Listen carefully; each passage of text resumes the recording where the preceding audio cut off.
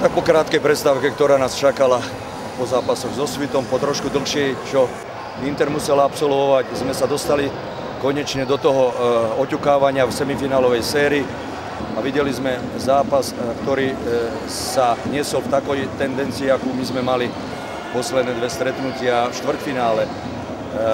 Myslím si, že práve aj to bol rozdiel. Naša kvalitná obrana spôsobovala súperovi ťažkosti a my sme dokázali hlavne v prvom polčase snáď na nejakých rekordných 25% držať súperovú streľbu z pola.